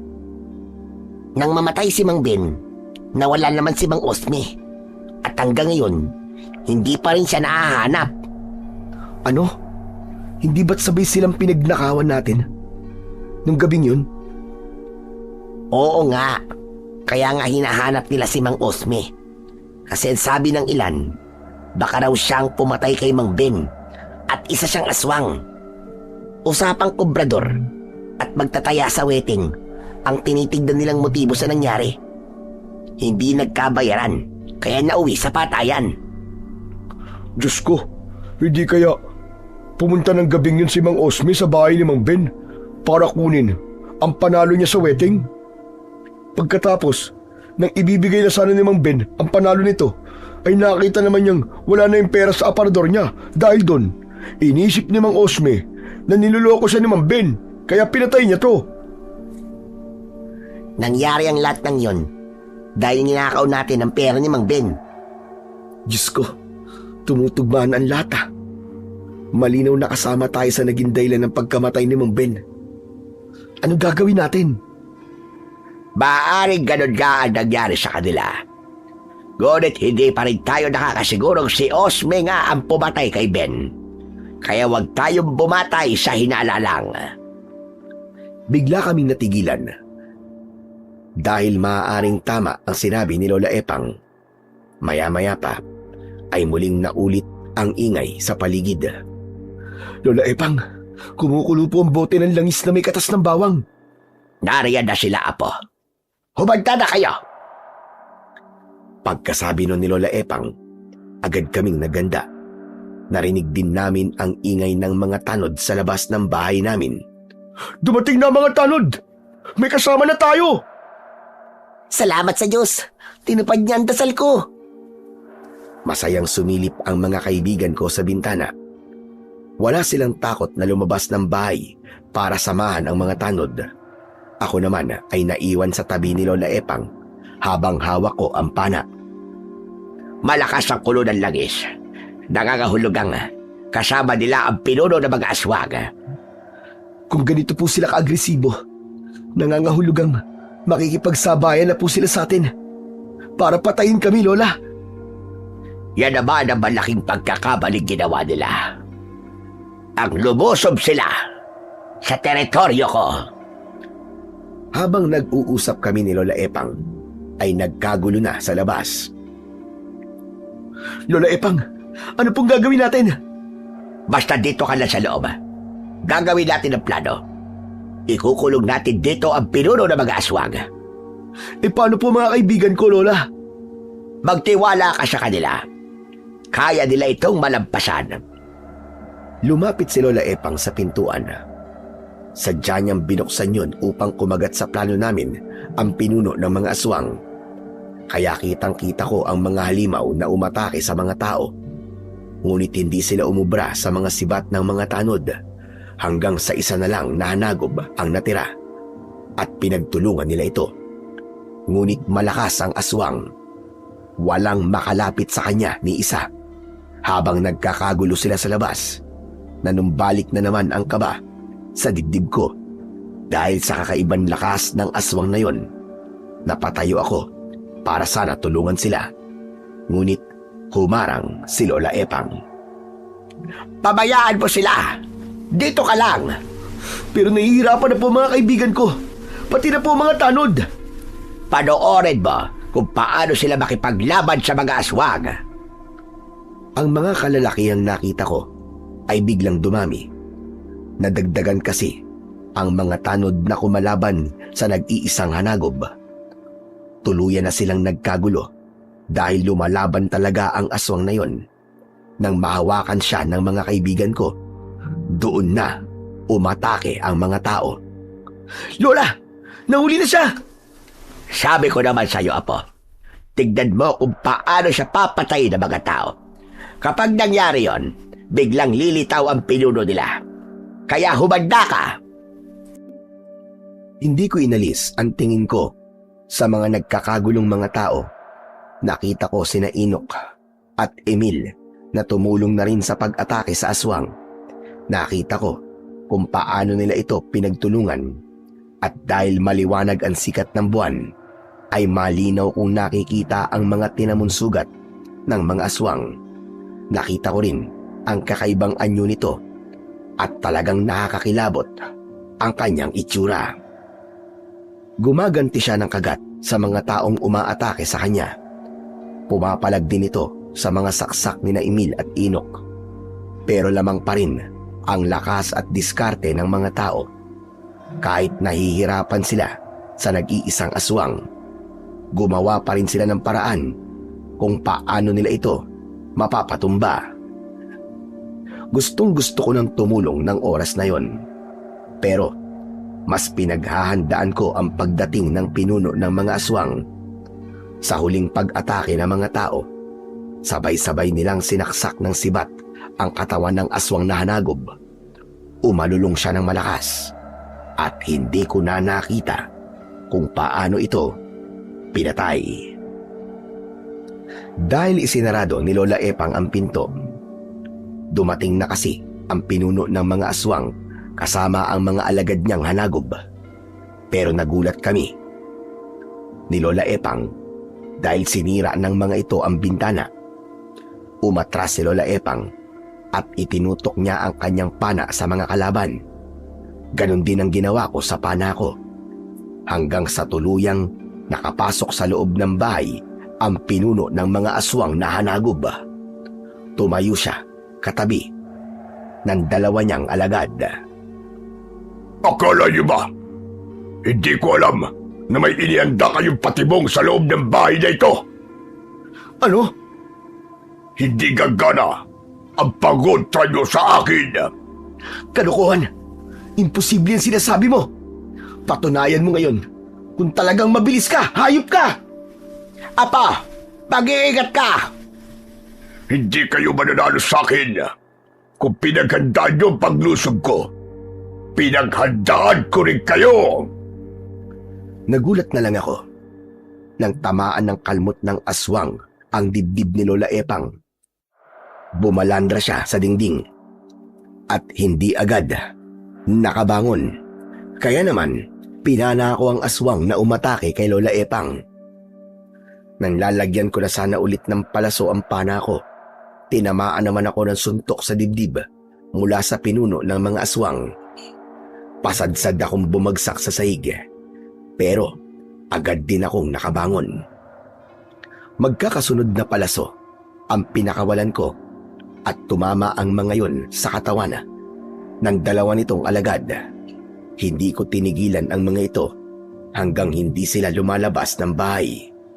Kaya naman, naiwan sa loob ng bahay ang pinuno nila. Narinig ko na lang na pinagtulungan ng mga tao ang dalawang aswang na hanagob. Saka ko binalingan ang kalaban ko. Muli kong hinila ang tali ng pana para asintayin ulit ang pinuno ng mga aswang. Pero mabilis ang aswang. Hindi siya mahuli ng paningin ko. Para siyang hangin na bigla na lang sumusulpot sa harapan ko. Kaya tinamaan niya ako ng suntok sa sikmura. Pero hindi ko binitiwan ang pana ko. Sunod-sunod akong nagpakawala ng mga palaso. Ngunit tumatama lang yon sa dingding. Mahina ka talaga. Manang-mana ka. Sama mong inutil. Pinatay mo sila. Kaya papatayin din kita, hayop ka! Sige lang. Ubusin mo ang palaso mo. Umatake ka lang hanggang gusto mo. Pero kapag tapos ka na, ako naman ang aatake sa'yo. Naramdaman ko ang pagtama ng sipa niya sa katawan ko. Humampas ako sa dingding at tuluyang nasira yun. Hindi namin magawa ang plano dahil nagulat kami sa lakas at bilis ng kalaban namin ni Lola Epang. Nakita ko naman ang matanda na nakabangon na at naglalagay ng langis sa talim ng kanyang mga palaso. Mabuti na lang at hindi pa siya napapansin ng aswang. Maya-maya pa ay umatake ulit ang aswang sa akin. Inasinta ko siya ng palaso sa noo niya. Pero naiwasan niya yon at tumama sa dibdib ko. Ang kalmot niya. Ang sakit ng dibdib ko! Apo, ang singsing niya. Naroon ang lakas niya. Sa tingin nyo ba, ay hahayaan kong makuha nyo ang singsing ko? Itinaas ng aswang ang kamay niya at hindi niya inaasahang patatamaan ko yon ng palaso. Bumangon at lumampas ang palaso ko sa palad niya. Kaya napasigaw siya ng malakas. Hindi! Ang kamay ko! Binutas mo ang kamay ko, hayop ka! Patikim pa lang yan! Dahil babawiin ko na sa'yo ang singsing ng nanay ko! Sinugod ko ang aswang na hanagob. 2 hampas ng pana sa ulo ang ginawa ko, sabay tutok sa kanyang noo. Ngunit nakaiwas siya, kaya sa balikat siya tinamaan. Hayop ka! Ang sakit na ginawa mo sa balikat ko! Ako naman ngayon ang aatake sa'yo! Hindi ka makakalapit dahil patatamaan kita ng palaso ko. Hetong sa'yo! 2 beses pa akong nagpakawala ng palaso. Ngunit tumama lang ulit yun sa dingding. Hindi mo ko matatamaan! Mas mabilis ako kesa sa mga palaso mo! Ang bilis mong kumilos. Malapit nang maubos sa mga bala ko. Mabuti naman at alam mo, wala kang panama sa kakayahan ko. Magiging ganap lang ang lakas ko kapag napatay na kita. Para sabihin ko sa'yo, hayop ka. Hindi mangyayari yun. Minamaliit mo ba ang kakayahan ko? At yung kamay mo na may hawak na pana, ang dapat yan binabali! Hindi ako magpapatalo sa'yo. Hayop ka! Paulit-ulit ako nagpakawala ng palaso. Sunod-sunod yun. Ngunit, daplis lang itong tumatama sa katawan ng pinuno ng mga aswang. Mabilis siyang lumapit sa akin. Pagkatapos, hinawakan niya ako sa tigkabilaan kong balikat, kaya hindi ako nakagalaw. Nabitiwan ko rin ang pana ko dahil sa labis na sakit. Bitiwan mo ako! Bumabaw na mga kuko mo sa balikat ko! Aray! Napakasakit ng kuko mo na para bang may kasamang apoy nakakapaso! Alisin mo yan! Ano? Masarap ba? Naramdaman kong umagos ang dugo ko sa dibdib ko. Maya-maya pa ay bigla siyang napaigtad. Pagtingin niya sa likuran niya, 5 palaso ang nakita niyang nakabaon sa likod niya. Pinana siya ni Lola Epang. Sinamantala ko naman ang pagkakataon na hindi siya nakatingin sa akin. Hinugot ko kagad ang singsing sa kanyang daliri. Nakuha ko yon. At nang muli siyang tumingin sa akin, siniko ko siya sa muka. Kaya naman, tumalsik siya sa tabi ni Lola Epang.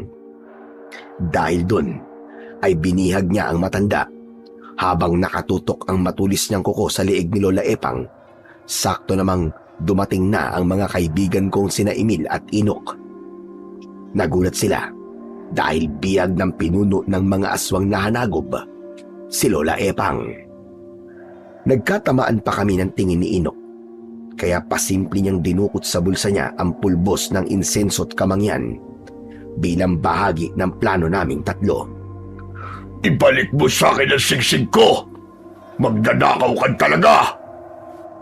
Hindi mo to pag-aari. Gunggong ka! Orly! Tignan mo! Nagpapalit siya ng anyo! Diyos ko, bakit mas lalo siyang tumaas at nagmistulang halimaw na malaking aso? Orly, yan ang totoong itsura ng hanagob. Ibig sabihin, nag-aalala siya na baka mapatay natin siya dahil wala na sa kanya ang kapangyarihan niya. Kung ganun, nabawasan pala ang lakas niya. Wala akong alam sa mga pinagsasasabi ninyo. Kahit wala sa akin ang singsing, malakas pa rin ako. Diyan ka nagkakamali, Gunggong! Dahil kapag nasugatan kita, hindi mo na mapapagaling ang sugat mo! Pati ang palasong nakabaon sa likod mo. Unti-unti ring lalamunin ang laso ng laman mo. Kaya wala ka ng takas ngayon. Kayo ang walang takas. Dahil uubusin ko kayo ritong lahat. Nanlaki ang mga mata ko nang tuluyang isaksak ng aswang na hanagob ang kuko niya sa liig ni Lola Epang. Kaya napasigaw ako ng malakas. Lola! Hayop ka! Sinaktan mo ang lola ko! Sumugod ako sa aswang. Pinagsususuntok ko siya gamit ang kamao ko na merong suot na singsing ng mutya ng pagong. Bawat suntok ko ay dinamdam niya yon na para bang nadudurog ang kanyang buto sa muka. Lumapit si Inok sa amin at malapitan niyang binuhusan ng pulbos na insenso at kamangyan ang muka ng aswang na hanagob. Kaya napasigaw ito ng malakas habang nagwawala. Ba't ako? Wala akong makita. Anong ginawa ninyo sa akin? Mga tampalasan kayo! Ano ka ngayon? Bulag ka na! Emil! Sige na! Gawin mo na! Lumapit sa amin si Emil at ibinuhos niya sa bibig ng aswang ang langis na may katas ng bawang. Dahil dun, umangil ang pinuno ng mga aswang ng malakas. Hindi! Ang init ng ipinainom niyo sa akin. Parang unti-unti ako nangihina. Mas manghihina ka pa sa gagawin ko sa'yo. Diablong buang ka! Malakas kong sinuntok ang kanyang dibdib hanggang sa sumuka siya ng dugo. Unti-unti ring nawala ang kulay ng mga mata niya. Nawala rin ang mga pangil niya at naglaho ang balahibo niya sa katawan. Bumalik siya sa pagiging tao at nanlaki ang mga mata namin nang makilala namin kung sino ang pinuno ng mga aswang na hanagob. Ikaw? Oh, Ako nga. Anak ng si Mang Binyal ah! Kung ganun hindi ka papatay. Sino natagpo ang patay sa bahay mo? Si Osme. Pinatay ko siya. Dahil nahuli niya ako nagpalit ng anyo bilang aswang. Napakasama mo. Ang dapat talaga sa'yo, mamatay na rin! Kayong lahat ng masama. Ninakaw ninyo ang pera ko. Nagagamitin ko sana para sa pagbabago ko. Kayong dapat na mamatay! Bumatak ang luha ni Mang Ben at napahandusay siya sa sahig habang sumusuka ng dugo. Wala ring tigil ang pagbulwak ng dugo mula sa mga nakabuka niyang sugat. Sa harapan naming tatlo, unti-unting nilamon ng apoy ang katawan ni Mang Ben. Saka ko lang naalala si Lola Epang na nakahiga sa sahig. Nilapitan ko siya at kinandong ang ulo niya. Pinipigilan ko ang dugo mula sa leeg niya. Lola Epang? Lola Epang, huwag niyo po akong iiwan, ha? Huwag kang umiyak. Tanggap ko nang mamamatay ako. Huwag niyo pong sabihin yan, Lola. Lola Epang, lakasan niyo lang po ang loob niyo.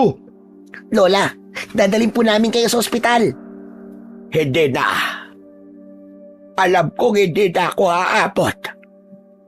Lola, ano ba? Lumaban po kayo, Lola. Hindi ko na kaya. Sa bilis ng pagkalat ng kamandagdag aswang sa dugo ko, malabo na makaligtas ako. Habang yakap ko si Lola Epang, ramdam ko ang paghabol niya ng hininga. Parang binabayo ng maso ang dibdib ko dahil sa takot. Lumapit na rin sa amin ang mga tao. Nasaksiyan nila nang bawian ng buhay si Lola Epang. Napasigaw ako ng malakas dahil sa labis na sakit. Galit na galit ako sa sarili ko dahil si Lola ang naging kapalit sa mga kasalanang ginawa ko. Lahat kaming magkakaibigan ay nagdalamhati sa pagkawala ni Lola Epang. Kahit 5 linggo na lumipas, magmula nang mamatay si Lola Epang, ay hindi ko pa rin matanggap ang nangyari. Ngunit sa lahat ng mga pinagdadaanan ko, hindi ko iniwan ang mga kaibigan ko. Malungkot ako nagpaalam kay Lola Epang habang nakatayo sa harap ng puntod niya. Nagpasalamat din ako sa kanya dahil nakasama ko siya sa laban namin sa mga aswang na hanagob. Orly, tol.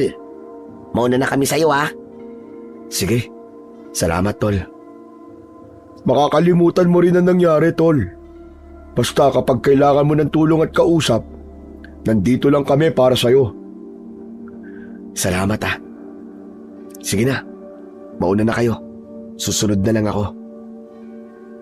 Nang makaalis ang mga kaibigan ko, binalingan ko ulit ang puntod ni Lola Epang.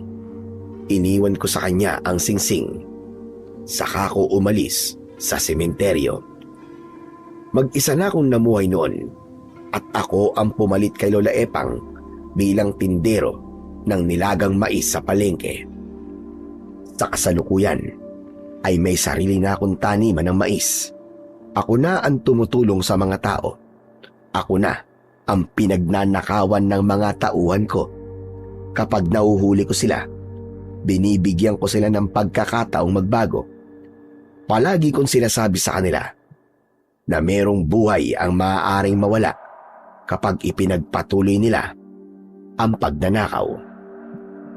Kaya naman, hindi lingid sa lahat na ang mga kinuha ko na trabahador sa maisan ko ay ang mga kagaya kong magnanakaw noon.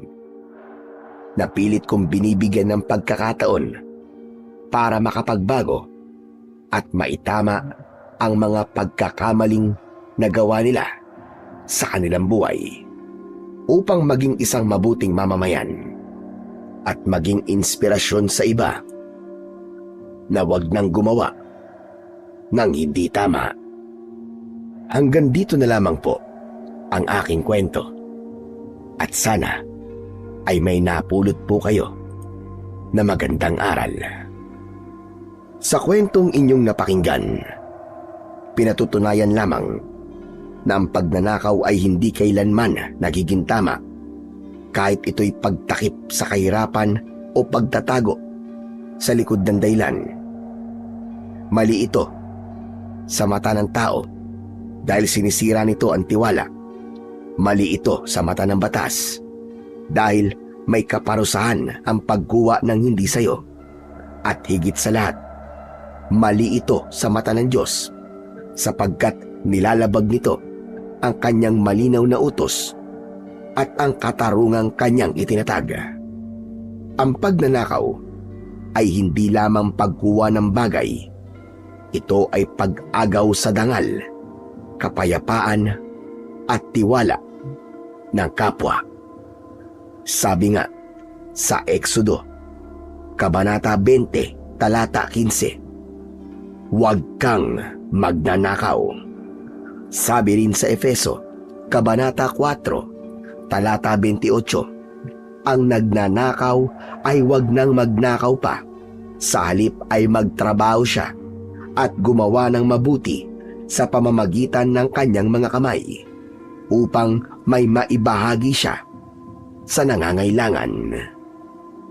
Ang pagnanakaw ay maaaring maitago sa dilim, ngunit ang konsensya ay hindi kailanman natutulog at ang Diyos ay hindi kailanman nabubulag.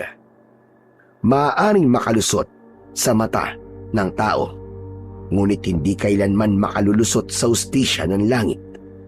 Ang bawat bagay na kinuha sa paraang hindi tama ay may kaakibat na kabayaran. Kung hindi man sa batas ng lupa, ay tiyak sa batas ng may kapal.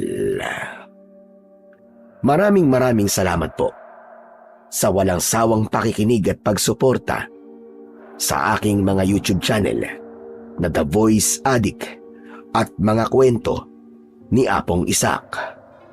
Hanggang sa muli at pagpalain po nawa kayo ng Diyos na may kapal.